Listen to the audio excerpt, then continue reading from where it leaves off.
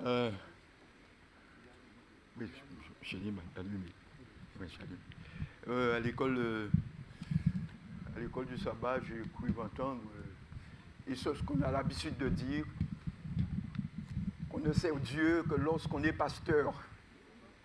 Alors on dit, bon, il est allé, il a rencontré Dieu, et la meilleure chose qui soit venue, c'est ce que j'ai entendu. Moi, ma soeur, ce matin, ce jeune homme ne voulait pas. Mais la chose la plus importante de le monde adventiste, ce serait de devenir pasteur. Bon, je ne peux pas dire que c'est une mauvaise chose, puisque je le suis, mais il me semble qu'on peut servir Dieu, quelle que soit la position que l'on ait. Et peut-être qu'on peut le suivre, on peut le servir peut-être mieux, en n'étant peut-être pas pasteur.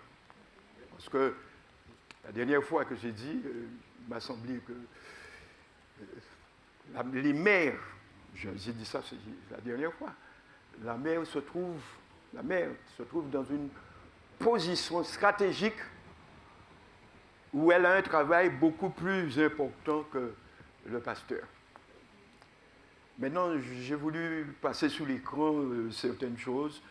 La piété, la vraie piété, ça devrait passer, mais finalement, lorsque j'ai enregistré, je me suis rendu compte que ce n'était pas sur ma clé.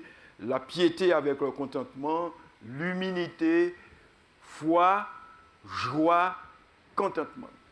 C'est ce que nous allons passer. Et je me rappelle que du texte de base, béni soit Dieu, le Père de notre Seigneur Jésus, qui selon sa grande miséricorde a fait quoi? Vous vous rappelez le texte de base? Béni soit le Père de notre Seigneur Jésus-Christ qui a fait quelque chose. Il a fait quoi? Je suis dur d'oreille. Il nous a régénérés pour une espérance vivante. J'ai chez moi un manguier. Je l'ai planté juste avant un go et il a commencé à donner des fruits très vite. Il en donne. Bon fruit. Ah, quand les gens mangent ce manguier, je donne quand j'en ai. C'est intéressant, c'est bon. Les gens aiment ce fruit-là. Mais depuis 2 ou 3 ans, je me rends compte qu'il donne moins. L'année dernière, il a donné 3. Et les oiseaux en mangeant, il ne restait pas beaucoup. Cette année, il a peut-être fait une 20aine. Bon, je sens que je vais perdre ce mangue. Son bon mango.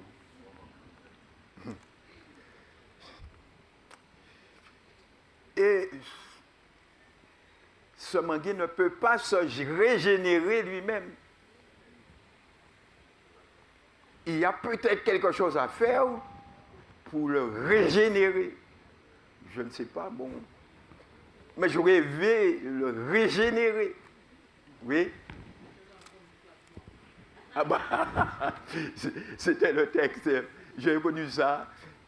Il y a ma grand-mère qui le faisait, d'autres personnes l'ont fait. Bon, mais puisque tu l'as dit, je vais essayer.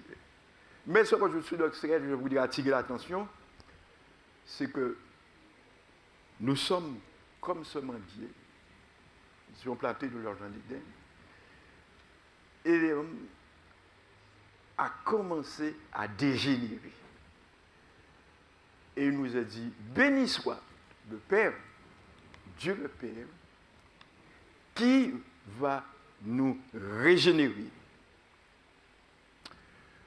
Frères et sœurs, notre objectif de vie n'est pas de satisfaire les désirs égoïstes d'autres moi, car ces désirs ne seront jamais assouvis nous essaierons toujours, à réitérer fois, d'être satisfaits par les choses que nous faisons ou les choses que nous mangeons, les plaisirs, nous ne serons jamais assouvis. Et l'Ecclésiaste appelle cette recherche vanité et poursuite du vent. Le véritable chrétien ne poursuit pas le vent. Il use du monde comme n'en usant pas, quand la figure de ce monde passe. La Bible nous enseigne quelque chose.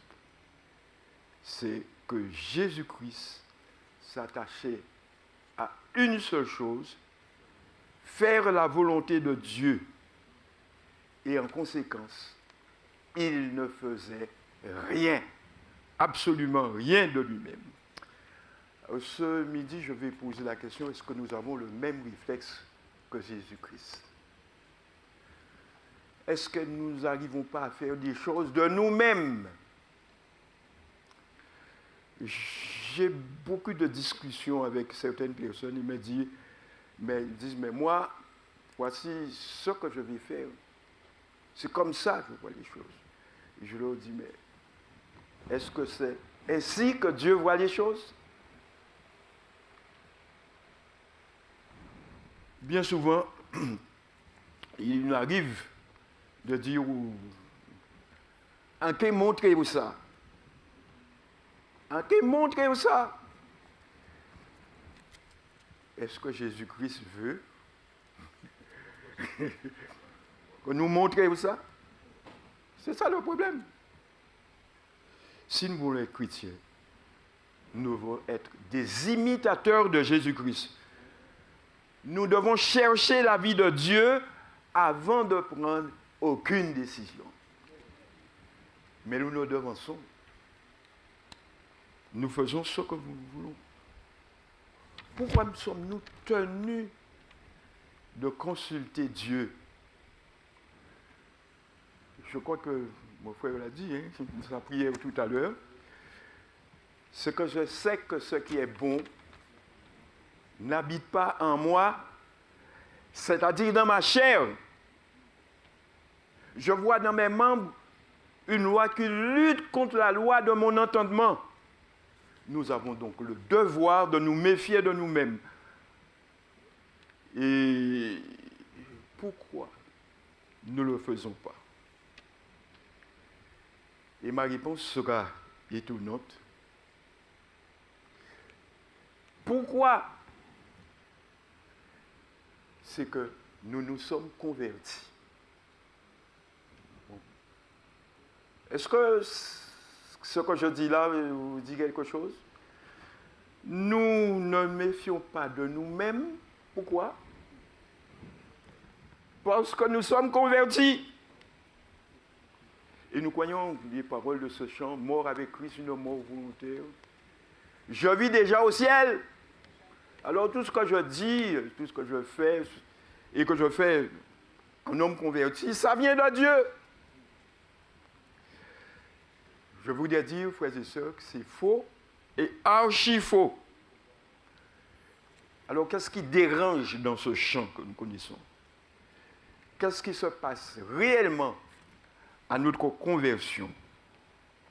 À notre conversion, la loi de l'esprit qui s'active en moi ne détruit pas la loi du péché et de la mort. Je reprends. À ma conversion, la loi de l'esprit de vie ne détruit pas la loi du péché et de l'amour. Elles cohabitent. Ces deux lois cohabitent. Elle ne détruit que le monopole de la loi du péché. C'était la loi du péché qui dominait. Mais lorsque je reçois Jésus-Christ et que je reçois son esprit, alors la loi de l'esprit de vie commence à agir en moi. Je reprends. La loi du péché et de la mort elle n'est pas détruite. Le chant que nous avons mentionné les paroles, ne nous dit pas que se glorifier de la croix du Christ est un combat que nous devons livrer en permanence contre notre moi. La mort à soi n'est pas uniquement pour le jour de notre baptême, c'est tous les jours quand nous ne sommes pas encore délivrés de la chair du péché. Je disais la dernière fois, nous serons délivrés de la chair du péché qu'au retour de Jésus-Christ. En attendant, nous sommes condamnés à vivre avec elle. C'est pour cette raison qu'il est dit dans Romains 12, je vous exhorte par les confessions de Dieu à offrir tous les jours vos corps en sacrifice vivant. Nous pouvons revêtir de sentiments modestes que si nous crucifions le moi, frères et sœurs, la loi de l'esprit de vie nous affranchit de la toute puissance du péché, mais le péché est toujours là, en embuscade. Et puisque cette loi est toujours là, alors Dieu nous donne quelque chose dans sa parole. Et nous appelons ça les arts de l'esprit. Est-ce que vous êtes d'accord? Est-ce que vous êtes d'accord avec moi? Il nous donne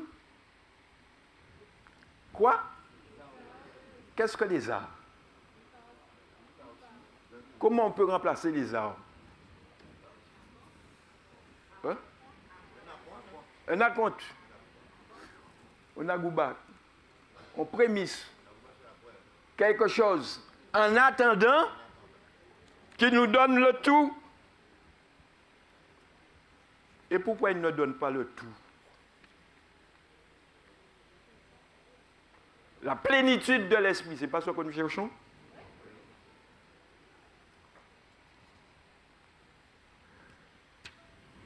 Dieu nous donne les arts de l'esprit de manière que nous ne puissions pas être en paix dans la situation de péché où nous vivons. Et c'est pour cette raison qu'il met en nous son esprit. Et pour bien comprendre, je voudrais bien revenir à l'image de la régénération. Il met quelque chose en nous qui va nous régénérer. Et je reviens à mon manguier. Il ne va pas se régénérer d'un coup si on trouve quelque chose. Il va se régénérer. Vous avez déjà vu des arbres qui étaient presque en train de mourir, qui régénèrent. Et ça se fait petit à petit. Nous allons régénérer si nous gémissons dans cette tente dans laquelle nous habitons. Et quelle est cette tente selon la Bible dans laquelle nous habitons? Qu'est-ce que la Bible déclare? Cette tente, c'est quoi? C'est le corps du péché. Notre domicile céleste, c'est le caractère d'amour que Christ nous communique par l'Esprit. Et nous ne devons pas amour du jour au lendemain. C'est en contemplant le Christ qu'il nous transforme. Et lorsque l'Esprit de Dieu travaille en nous, cet esprit rend insipide, sans goût, les choses de la terre.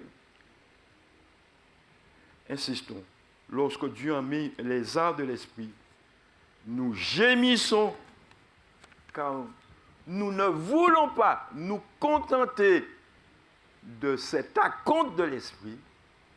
Nous avons besoin de la plénitude de l'esprit, comme l'avaient Adam et Ève. et nous savons qu'ils en ont été privés.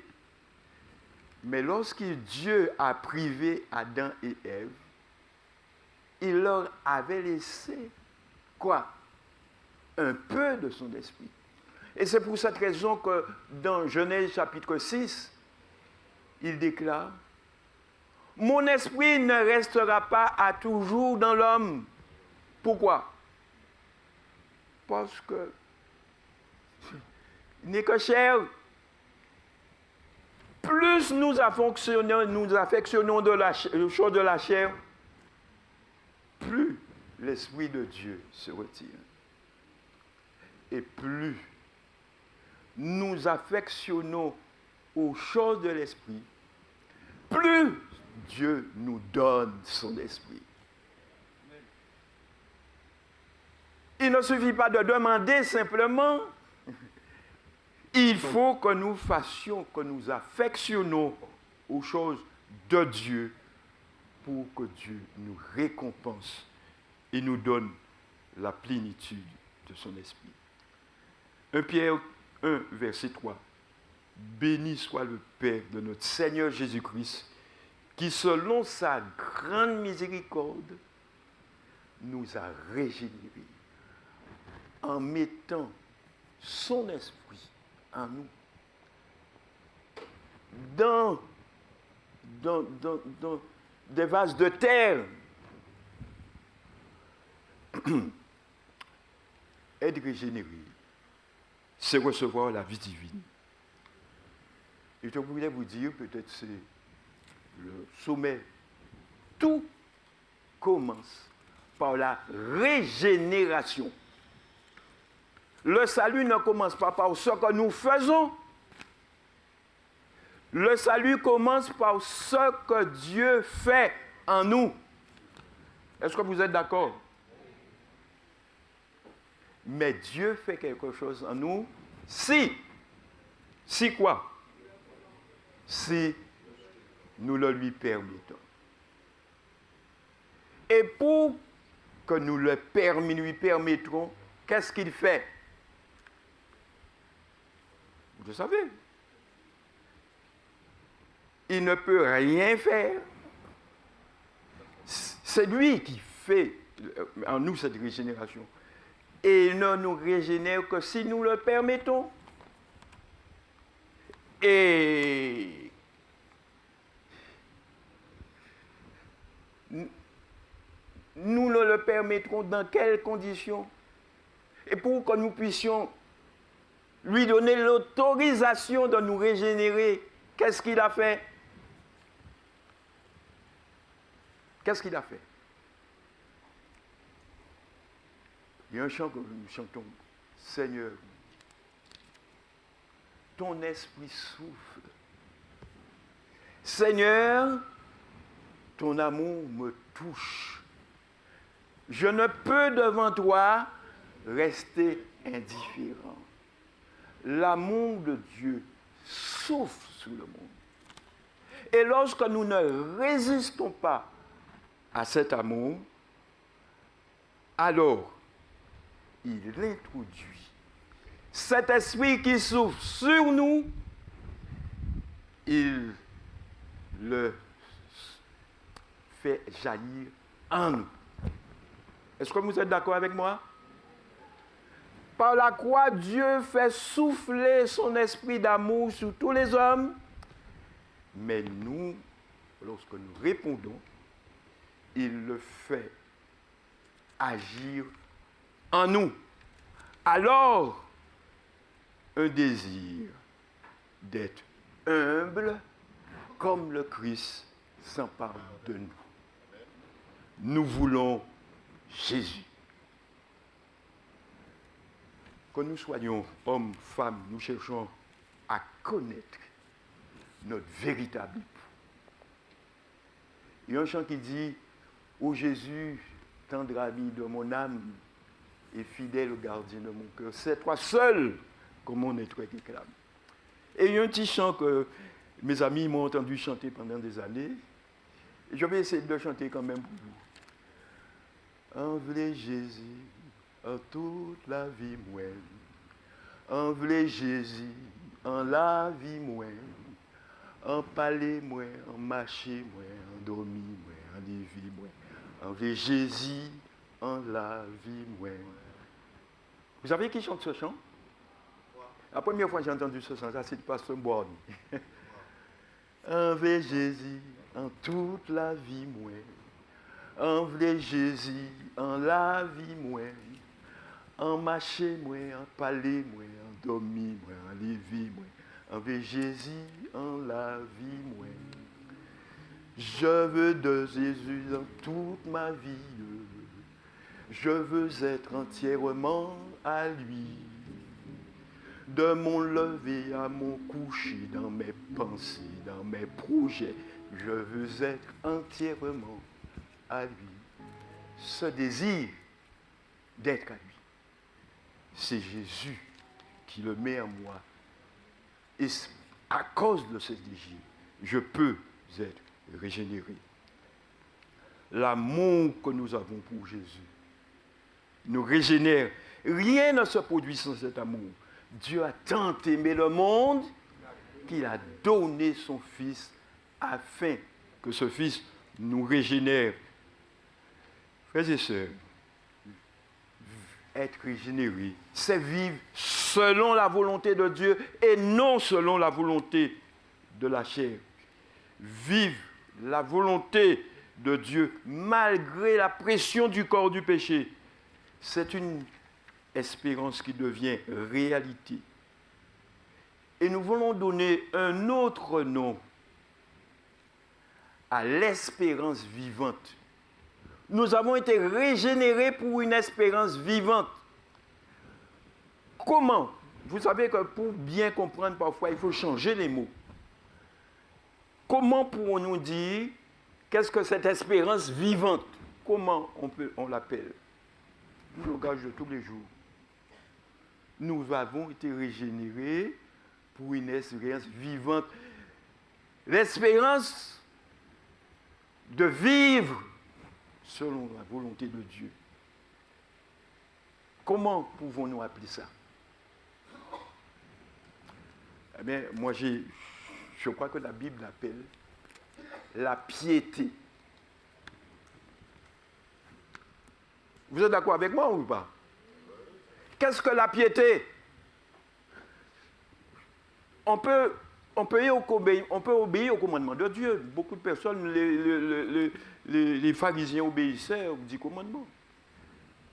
Mais est-ce qu'ils avaient la piété? La piété, c'est quoi? Ce n'est pas simplement faire la volonté de Dieu, mais c'est prendre plaisir à faire la volonté de Dieu.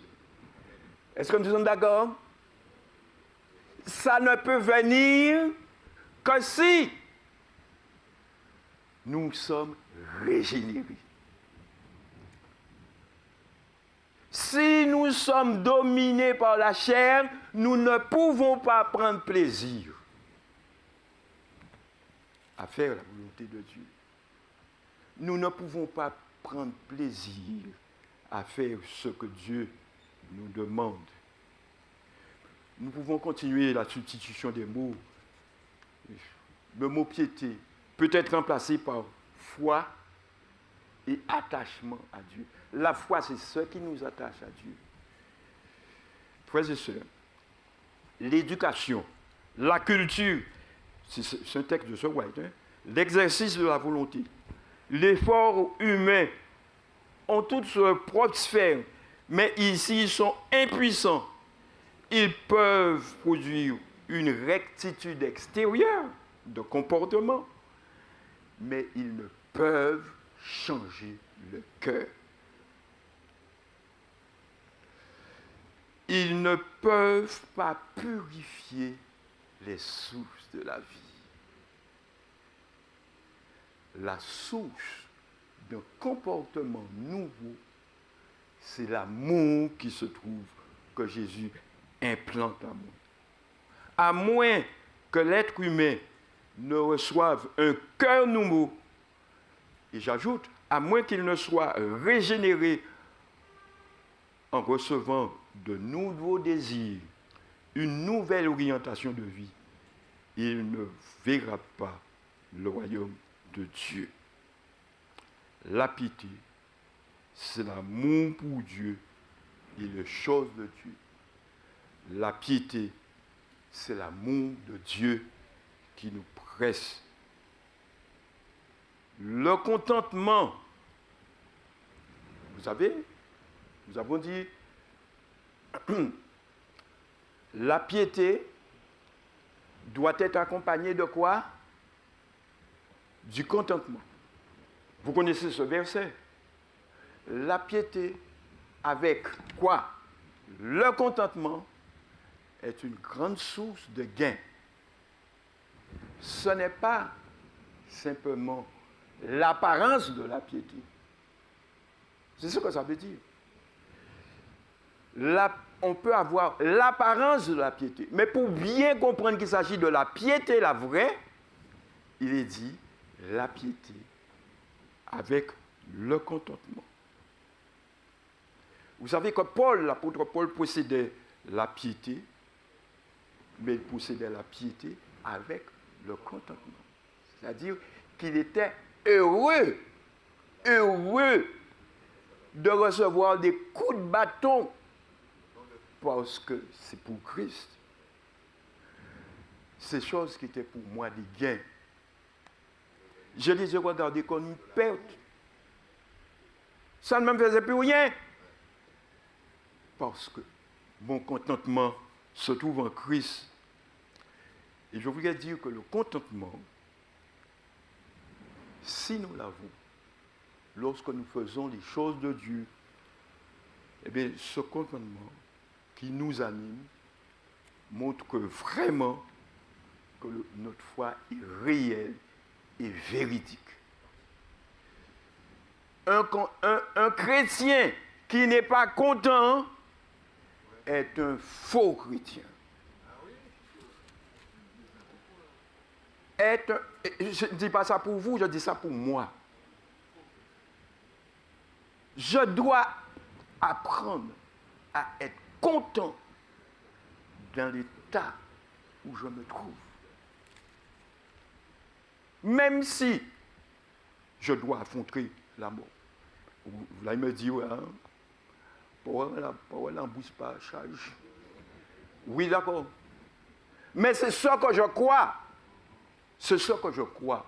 Lorsque le moment des défis, des difficultés terribles viendront, je devrais montrer que je ne place pas, ma joie n'est pas dans le fait que tout marche bien, mais ma joie se trouve en Christ, en Dieu.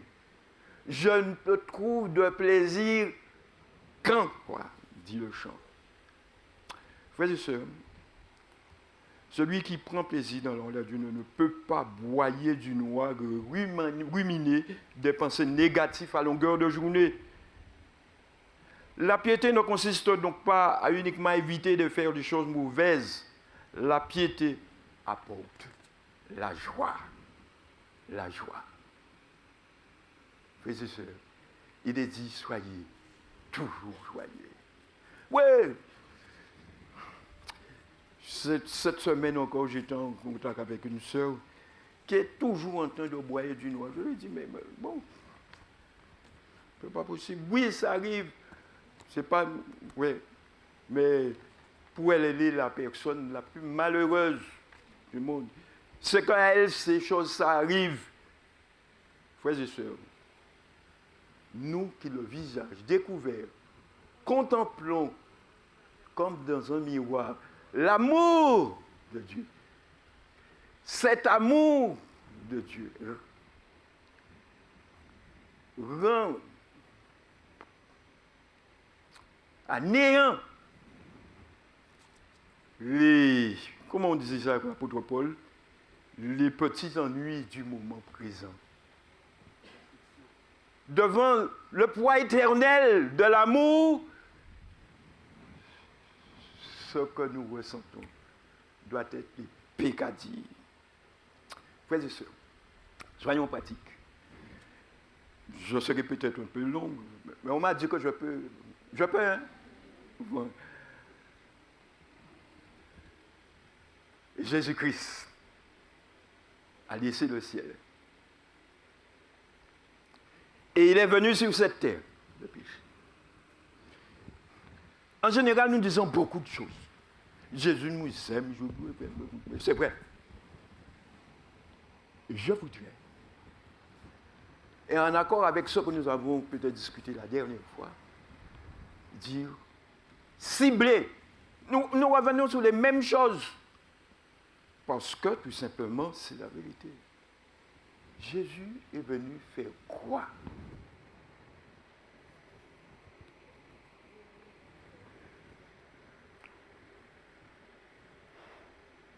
Frères et sœurs, Jésus est venu en laissant le ciel, l'adoration des anges, tout ce qu'il y a dedans. Il est venu faire quoi?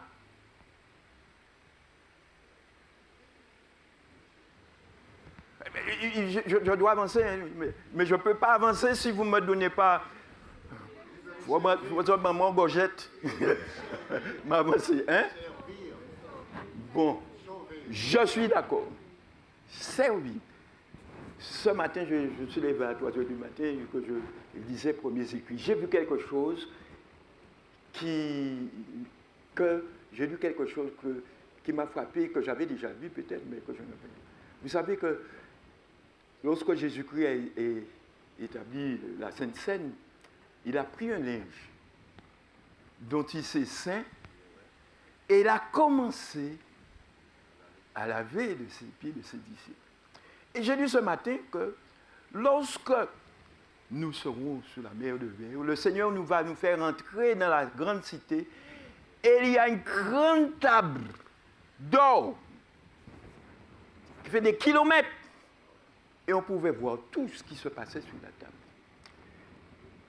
Et Jésus a dit, asseyez-vous.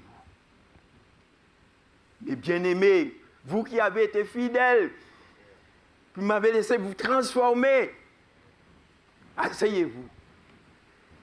Et je vais vous servir. Je vais vous servir. Il est venu servir sur la terre, mais je n'avais pas compris que même dans le ciel, il continue à nous servir, lui, le Seigneur et le Maître. Alors, je repose la question. Qu'est-ce que le Seigneur est venu nous apprendre? Et que bien souvent, nous n'apprenons pas. Nous n'apprenons pas. Ciblons.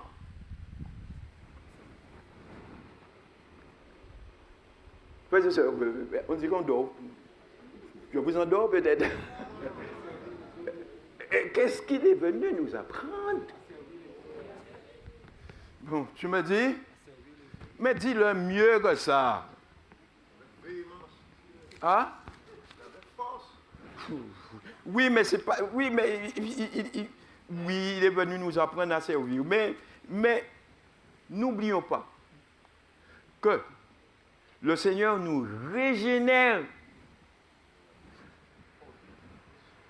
Qu'est-ce qu'il y a dans le monde? Tout ce qu'il y a dans le monde.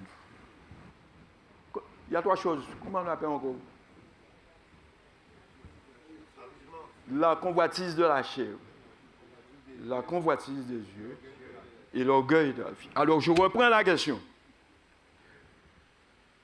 Qu'est-ce que Jésus-Christ est venu nous apprendre? Ah! Merci, ma soeur. Je me permets de continuer. Il est venu nous apprendre l'humilité.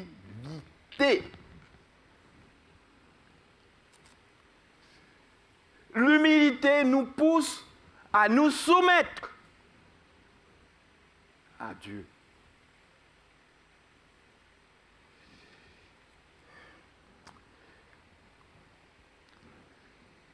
Est-ce que c'est l'humilité qui animait Satan?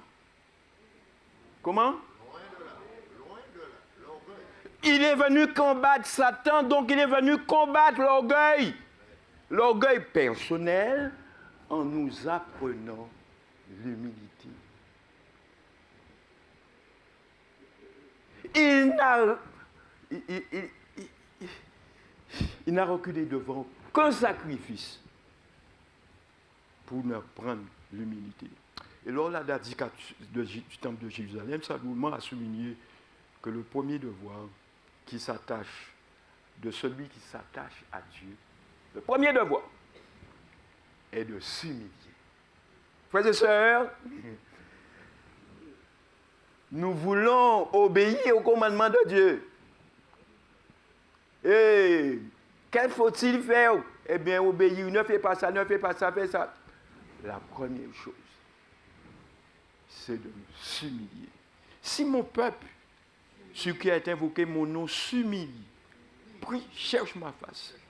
S'il se détourne de ses mauvaises voies, je l'exaucerai des cieux, je pardonnerai. S'il s'humilie, frères et sœurs, ça aide pour nous. Parfois, nous voulons nous humilier devant Dieu, mais nous ne voulons pas nous humilier devant nos frères et sœurs.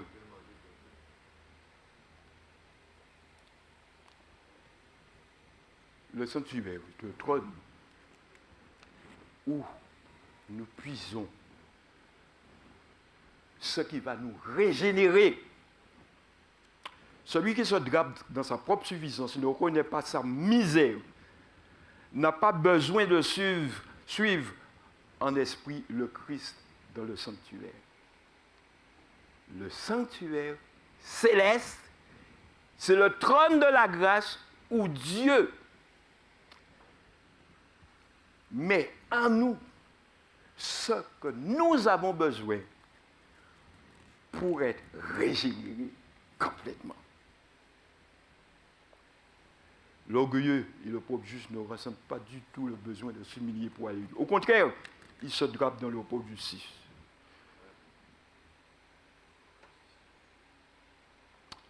Le collier que Dieu nous donne ouvre les yeux sur notre misérabilité. Nous draper dans notre propre justice, décider de nous-mêmes de la conduire à tenir dans la vie. Absolument. En son homme. Alors, Jésus-Christ ne faisait rien de lui-même. Notre manque d'humilité est le principal obstacle à notre croissance spirituelle. Et je l'ai dit la dernière fois. Mais il faut revenir parce que je le crois. Celui qui revendique ses droits ne peut être qu'aux antipodes du Christ. Son attitude revendicative ne lui permet pas de jouir du repos. Vous avez déjà vu que toutes les revendications des syndicats apportent quelque chose de mieux.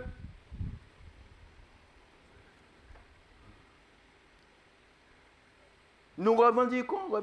Et je ne veux pas dire que les syndicats n'ont pas apporté un certain progrès. C'est vrai. Mais, le corps de l'homme n'a jamais changé. Ce qui fait que lorsqu'on a un progrès, il y a quelque chose d'autre qui vient, qui détruit le progrès. Donc les revendications, aujourd'hui, n'apportent pas la paix, mais à l'inverse. Si nous vivons contents, c'est que nous nous sommes soumis au Christ. Nous avons fait de lui notre souverain bien. Le fait d'être unis à lui remplit le cœur de joie. Nous affirmons de manière radicale que si nous n'avons pas heureux après avoir fait de Dieu notre souverain bien, c'est que nous vivons un christianisme de façade. Dieu a mis le plan du salut pour que nous soyons heureux. Je ne prends de plaisir qu'en toi, ô mon Dieu, mon Sauveur. Le message de la croix est humiliez-vous, soumettez-vous à Dieu. C'est vital pour chacun d'entre nous. Mais beaucoup de personnes se glorifient de la croix, mais ne savent même pas ce que c'est. La croix est devenue une sorte d'amulette, un gris-gris, quelque chose pour les gens. Lorsque j'étais enfant, j'avais 8 ans, 9 ans, je passais quelque part dans la rue. Vous savez, les Guadeloupéens sont devenus civilisés. Avant, ils étaient sauvages. Quand ils me voyaient, ils étaient crier « Adventiste, bête à diable ». Les jeunes ne connaissent pas ça. On ne va pas passer dans les rues aujourd'hui pour voir crier les gens Adventiste, bête à diable. Ça ne fait plus. Les gens évolués sont devenus plus tolérants, peut-être plus civilisés, je dis. Mais on venait devant moi, et à son bête à diable, il était qu'à faire. Parce que, devant le signe de la croix, le diable que je suis va courir.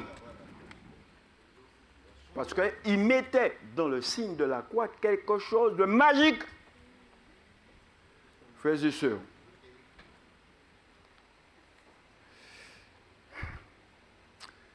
la croix, c'est humiliez-vous. Vous pouvez faire de quoi en bois, en or, tout ce que vous voulez. Si l'humilité n'est pas là, Dieu ne peut rien faire pour vous. Dieu ne peut rien faire si nous ne l'humilions pas devant lui. Si nous ne l'intronisons pas individuellement comme Seigneur et Maître de notre vie.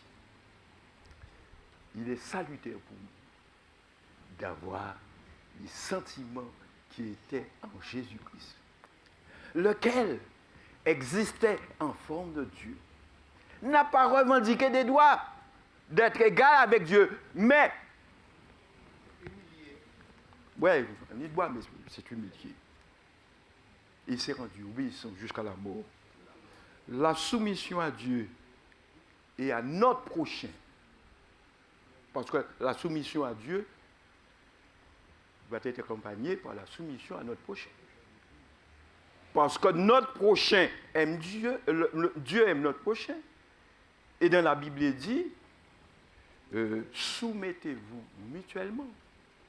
Donc la soumission à Dieu et à notre prochain est la première concrétisation de l'humilité que Jésus nous a communiquée.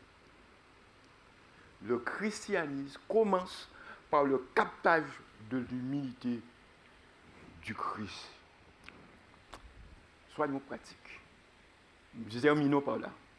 Beaucoup de maris chrétiens soulignent que les femmes doivent être soumises à leur mari, ce qui est le commandement du Seigneur, vrai, mais ne comprennent pas que ce commandement s'inscrit dans le principe de vie qui est l'humilité. L'humilité, la base de notre comportement, c'est l'humilité. Le mari doit s'humilier devant sa femme et la femme doit s'humilier de son mari. La soumission mutuelle mari-femme, femme-mari a pour fondement l'humilité du Christ qui ne s'est pas accroché à son égalité avec Dieu, à ses droits, mais s'est dépouillé. Le mari chrétien ne doit pas s'accrocher à ses prérogatives de chef, mais il doit se ceindre pour servir. S'humilier, c'est considérer les autres comme étant au-dessus. Ça ne veut pas dire qu'ils sont au-dessus. Hein? Considérer comme s'ils sont au-dessus. N'est-ce pas ce que le Christ a fait? Si donc vous avez les pieds, moi le Seigneur est maître. Alors, ne faites rien par esprit de parti, par fait une gloire, mais que l'humilité vous fasse regarder les autres comme étant au-dessus de vous-même. Philippiens 2, verset 3. Les maris, selon Dieu, doivent se rappeler que le chef, selon Dieu, n'est pas un tyran, mais un serviteur. nous devons être contents aussi longtemps que nous sommes comme Satan dans l'attitude revendicatrice de nos droits, légitimes ou pas. Dieu s'est humilié pour nous convaincre de la folie de nos revendications. Seul Dieu a le droit d'exiger quelque chose de nous, mais il se tient à la porte et il frappe. Il se tient à la porte. La pensée du chrétien est qu'il se doit à Jésus-Christ, premièrement à Jésus-Christ, et deuxièmement, ensuite, à ceux pour lesquels il est mort. 2 Corinthiens 5, verset 15, afin que ceux qui vivent ne vivent plus pour eux-mêmes, mais pour celui qui est mort et ressuscité pour eux. Vivre pour celui qui est mort, c'est capter son humilité. Il ne s'est pas accroché à ses doigts. C'est parce que Dieu avait une considération immense pour nous, bien que pécheur, qu'au lieu de revendiquer l'adoration dont il avait droit, il a consenti à vider ce ciel pour faire quoi? Pour obtenir, sans menace, que nous nous humilions devant lui. Je veux reprendre ceci. La chose importante, c'est que nous nous humilions devant Dieu. Mais nous voulons que nos femmes s'humilient devant nous, que les hommes s'humilient devant nous. Et ça m'amuse de regarder, excusez-moi, le roi Charles. Et il a même comme moi. Le roi Charles. Je regarde la vanité de son attitude. Il vit pour quoi? Pour montrer qu'il est quelque chose. Il est le roi. Il est le roi. Quelle stupidité. C'est de la stupidité. Rien de la stupidité. Qu'est-ce que tu es? Rien. Et tu mourras comme tous les autres. Et quand tu essaies d'être avec le titre de roi, comment les hommes ne peuvent pas comprendre ça? Frères et sœurs, Dieu a vécu l'humilité pour que nous acceptions de nous humilier, mais nous humilier volontairement. Sans qu'on mette un fusil, sans qu'on mette des menaces, sans qu'on nous contraigne par une loi. Dieu veut que l'humilité qu'il a vécue nous pousse à nous unir.